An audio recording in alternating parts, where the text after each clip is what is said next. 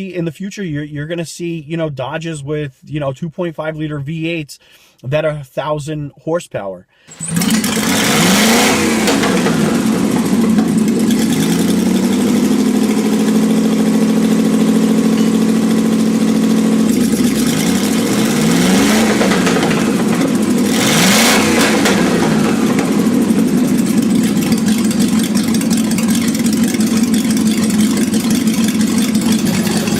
All right, guys, so welcome back. Thank you for hanging out, spending a few moments here with me. The nice weather is settling in, so I'm going to get the charger out.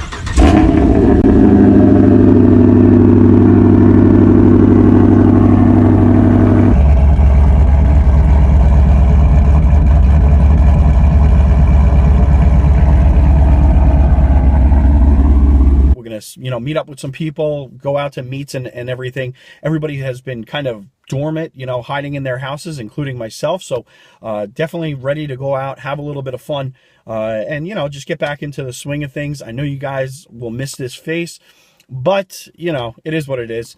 Now, the last couple of videos I was talking about the V8 living on, and I really do believe that this is going to be the case. A lot of people are under the impression that we're going to go from Hellcats, 392s, 57s to just straight up all electric within the next 5 to 10 years. And I don't think the world really works like that. We are not going to go from this to this in such a short period of time. There's got to be some kind of a transition, and I believe that that's what they're working on. We already see cars out there that are half electric, half motor, and really the motor supplies the electrical engine with power. And I think that that's the next phase for these V8s, a much smaller displacement. And really the job of that motor, that V8, is going to be supplying the power to those electrical motors that will really be doing the bulk of the work. You take a look at the evolution of the V8 in the 60s, the 70s, huge displacements, okay? And you look at what we have now, much smaller. But I'll tell you what, if you had a time machine and you went back to the 60s and the 70s with your tiny little V8, they would laugh their butts off until they saw your taillights. Because here's the bottom line. We're becoming more and more efficient with the technology, and the V8s with a smaller displacement are becoming just extremely efficient. The miles per gallon, the performance, everything. Now, a lot of people are probably saying, why not just go with a 4-cylinder? It's because you and I are really just stubborn people.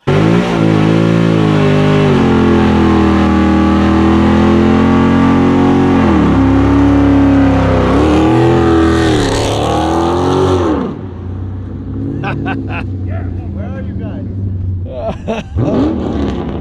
And I think a 2.5 liter V8, that's really the bulk of what it's supposed to do, is to supply those electrical engines with energy. We would prefer that over a 4-cylinder. Now, even a small displacement V8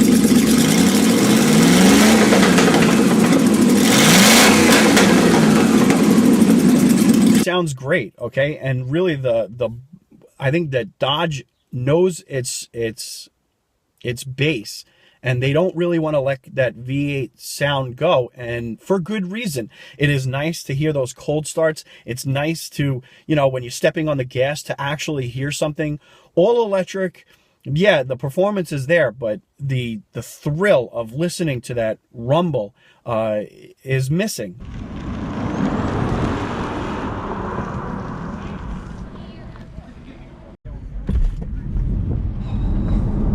Holy shit. Dude, that feels like a roller coaster. Yes, it does.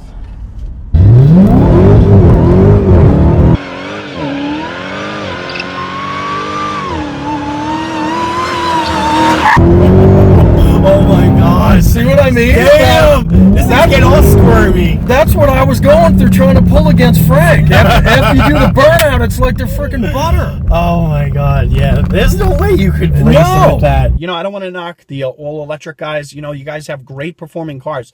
It's just, I don't believe that they're as fun as listening and having that V8 under the hood. And I think that that's the future, is, a smaller displacement V8 that when you start up the car, it's going to give you that nice rumble. When you step on the gas, it's going to give you that nice rumble. But the reality of the situation is that the electrical motors are doing the bulk of the work. And, you could probably in the future, you're going to see, Dodges with, 2.5 liter V8s that are 1,000 horsepower. And really that, like I said, the V8 is really just there for the sound, the startup, and to just provide energy to those electrical motors. I just refuse to believe that all electric is going to just straight up replace these V8s. I think if that were to happen, that would be pretty much, brand suicide at this point. They've marketed themselves as really, muscle, okay? And I know a 2.5 liter V8 is not exactly muscle, but I don't think we have a choice but to watch the V8 evolve. And so that's why I don't think that we necessarily have to worry about the V8 disappearing altogether. I think my kids are probably going to see the end or the evolution. Like I said, nothing really ever changes on a dime, okay? You're going to see an evolution to all electric, okay? And who knows, in 20, 30 years from now, maybe there's a alternative fuel that pops up, and then we could see the displacement, pop up, again. The point is we don't know, and I just refuse to believe that a V8 is going to get replaced by all electric in 5 to 10 years. It just doesn't make any sense to me.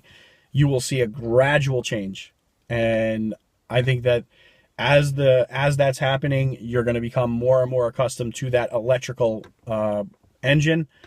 And when the time comes for all electric, you'll be a little bit more open-minded to the idea of that than you are at this particular moment. So, you know what, guys? Hang on to those Hemis, enjoy them. This is something that you don't have to worry about for a while. This whole Stellantis and SRT thing is drumming up a lot of concerns, a lot of conversations. And I just think that the V8 is going to be sticking around. I just think that it's going to play a smaller capacity in powering these performance engines in the future. So, all right, guys, let me know what you think in the comments below. I'm always interested to hear what you have to say. Thank you for continuing to support the channel. And again, the nice weather's coming around. I am going to be out and about. I've got my babysitters back in place, so I'm not, extremely tied to the house. And yeah, I'm going to go out and have some fun with that charger. So, all right, guys, I'll check you on the next upload.